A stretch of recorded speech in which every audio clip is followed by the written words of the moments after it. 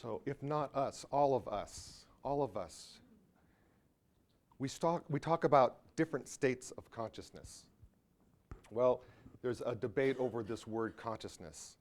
Let's just say, let's take 3 examples. There is the state of consciousness of dream, okay? That's a reality. There's our deep slate of consciousness. You can turn on the lights now. There's our deep sleep consciousness, which there's no reality in deep sleep, right? That's reality. There's nothing there. And then there's our waking state of consciousness. Now the question is, how awake can we become? When we think back, when we become sleepy, our reality becomes less clear, more fuzzy. So the more awake we become, the more alive, the more reality begins to show itself. Now, where was reality? Where was whatever we call it when we were in deep sleep? Where was it when we were in dream state? Where is it now? So what Clarus is all about is enhancing that which is already in process, enhancing that linkage to the innate intelligence that is so precious, that is our birthright, that nobody can take away from us. And we talk about a field of intelligence. And so we use this word field because we don't want to think that our own bodies are limited to particles, to chemicals. So the reason why I am different than you is because of all kinds of things, but the reason why our bodies are perceived as separate is because light is reflecting and there's electromagnetic forces that resist and all these things. But we know, everybody in this room, that when we keep going down and down and down, there's this huge space and there's this huge potential, at least. And when we continue to go even further, there's just this unity, whatever we call it. And there are phases of perception that are in that state of unity that show up, just like the tree with all its different leaves, and you go down, it becomes more and more unified, and then you have, back in time, one little seed. So those phases are linked. They're linked with fields of intelligence, that when the seed, when it's time for the seed to sprout, the intelligence in the field shows up. It's already there. It's like when you've graduated from 3rd grade, now you're ready for 4th grade, you walk down the hall and the 4th grade teacher is there. She or he has the knowledge already. So let's go to the next slide. So here's just some quick examples of innate intelligence. I just had my daughter's 2 years old, and I'm just, so happy. And I remember when my,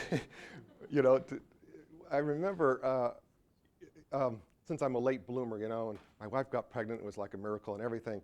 And I just read all the books and looked at all the videos, and I go, oh my God, every 2.5 minutes there's these huge changes, and it's just happening. And now we have this little girl who has my dimples, who I see in my great-great-great-grandfather's picture somewhere along the line here, and it started these 2 little cells, and just, this is all in a field of miraculous intelligence. So next slide. So what SRT, sympathetic resonance technology, just a question quickly, how many saw my talk on water yesterday? Okay, oh, sorry, how many didn't see it? That should be, okay, so I want to repeat a couple things. How sympathetic resonance technology, SRT, works is by analogy here. There's a source of, or a blueprint of potential. So in the seed that I showed yesterday, there is a blueprint of potential for the sprout, and then the stem, and the trunk, and the leaves, and the apple, and the juice in the apple, and the red skin, and the little thing that goes out top. All that is contained potentially in the seed. It's in a field. And like the 3rd grader going to 4th grade, as nature progresses, these different frequencies kick in. and allows things to change form, to change phases, transphase. Name of the company, Clarus Transphase Scientific. So it's the science of those transphase points. And what we are all about is just clarifying the pathways or the linkages, the steps, because it's those conditions between change, while change is in progress, that are most critical for the outcome of the change. It's logical, isn't it? So we want to make sure that our receivers, like a radio, is tuned in to the right frequency, to the right information, so that the outcome at these different phases is more like the blueprint, more like our higher potential, more like our full potential. Next slide. So that's the theory, and what we've, okay, this is good. Next, hit the enter. So like a singer, I'll do this quickly, like a singer in the audio recording studio, she's singing, so there's a source signal, right? She's singing away. Next, singing away, and then it's transduced, it changes forms. That acoustic energy changes forms through a transducer here to, in this case, a radio wave. Now it's in the air, now it's radio. Nobody can hear her at that point because they don't have the proper receivers. Here's the antenna and goes on. Next. So here's some gents. They have a receiver and they're tuning in her song, right? Next, one more, stop there. And so they're experiencing something that, depending upon the accuracy of information transfers, regulates and determines their experience. So if there's interference here, if there's a weak wire here, or something in the radio there, or maybe the terror in the speaker, then the potential of this is compromised.